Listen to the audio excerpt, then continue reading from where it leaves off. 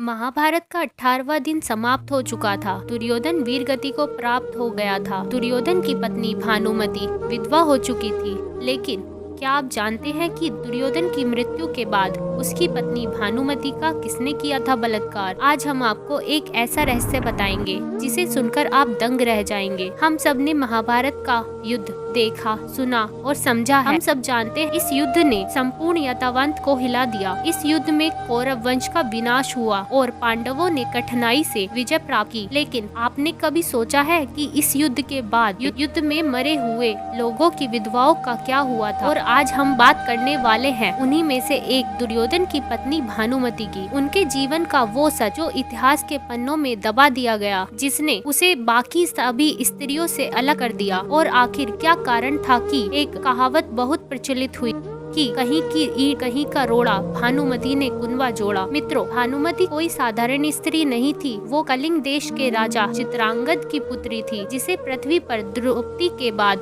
सबसे अधिक रूपवती और आकर्षक स्त्री कहा जाता था। उसके सौंदर्य का वर्णन करने वाले भी कहते हैं कि जब वे महल की छत पर खड़ी होती थी तो चंद्रमा की आभा भी फीकी पड़ जाती थी। वे केवल रूपवती ही नहीं बल्कि युद्ध कला में भी निपुण थी। लेकिन उनके हृदय में एक ही आकांक्षा हमेशा बनी रही कि यदि वो विवाह करेंगी तो वे केवल अर्जुन से ही।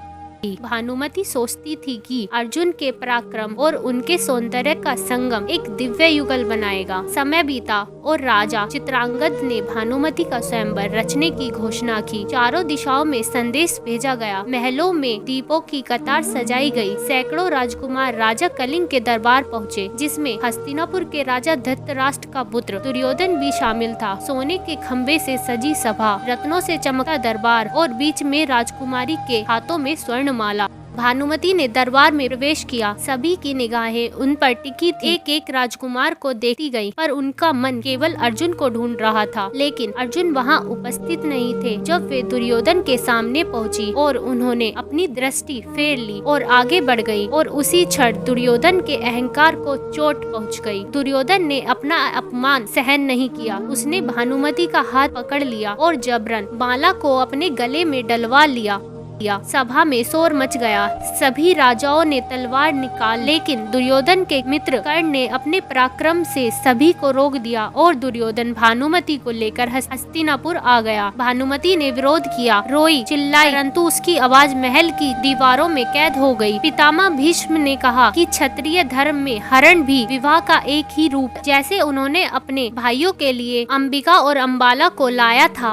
कुछ वर्ष बाद भानुमति को जुड़वा संतानें प्राप्त हुई, एक पुत्र और एक पुत्री। पुत्र का नाम रखा गया लक्ष्मण और पुत्री का नाम रखा गया लक्ष्मणा। एक दिन भानुमति के जीवन का सबसे सुखद क्षण आया, क्योंकि अब उसका जीवन केवल उसके बच्चों के इर्द गिर्द घूमने लगा। लक्ष्मण ने बचपन से ही युद्ध कला में दक्षता दिखाना शुरू कर दिया। वे गदा और धनुष चलाने में निपुण हो रहे थे। वहीं दूसरी तरफ जब लक्ष्मणा अपनी युवावस्था में पहुंची तो दुर्योधन ने ठान लिया कि वह अपनी पुत्री का भव्य स्वयंवर करेंगे। हस्तिनापुर के प्रांगण में विशाल तैयारियां की गई।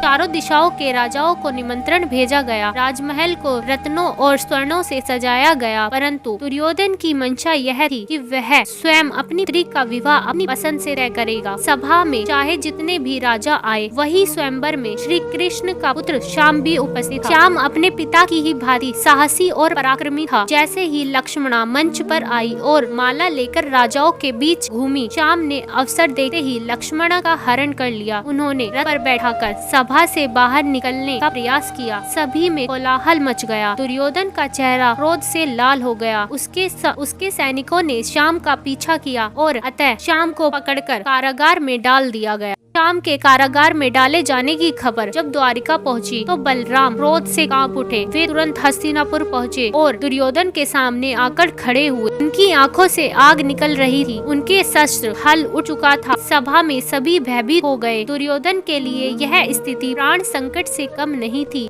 तभी भानुमति ने आगे बढ़कर सभा का नियंत्रण अपने हाथ में लिया। उन्होंने बलराम के सामने हाथ जोड़कर कहा, बलदेव, आप क्रोध को शांत कीजिए।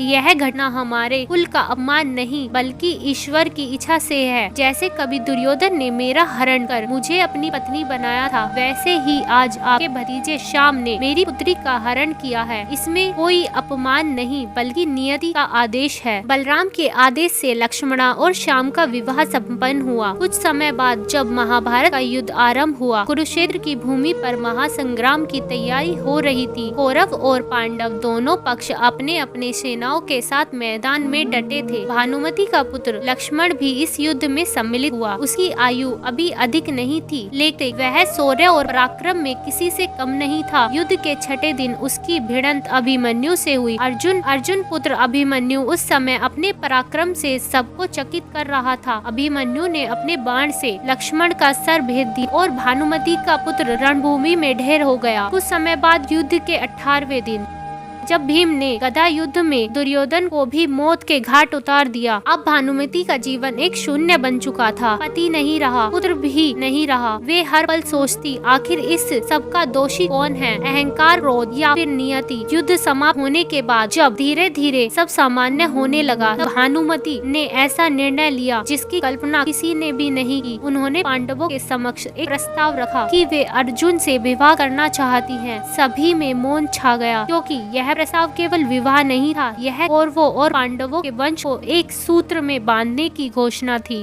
भानुमति ने कहा, यदि यह विवाह होता है तो दोनों कुलों के बीच शत्रुता सदा के लिए समाप्त हो जाएगी, क्योंकि ये वही स्त्री है जिसके कारण कौरवों और पांडवों दोनों परिवार आपस में जुड़े, और अतः भानुमति और अर्जुन की शादी हो जाती है और भानुमति अर्जुन की 8वीं पत्नी बनती है और इतिहास में उसका नाम अमर हो गया, क्योंकि उन्हें अपने जीवन की नहीं बल्कि पूरे समाज की शांति को चुना। तभी से ये कथा प्रचलित हुई कि कहीं की ईंट कहीं का रोड़ा। भानुमति ने कुनवा अर्थात भिन्न भिन्न दिशाओं से जुड़े टुकड़ों को भानुमति ने जोड़कर एक परिवार बना दिया। तो मित्रों, आपकी इस वीडियो पर क्या राय है, एक शब्द कमेंट में जरूर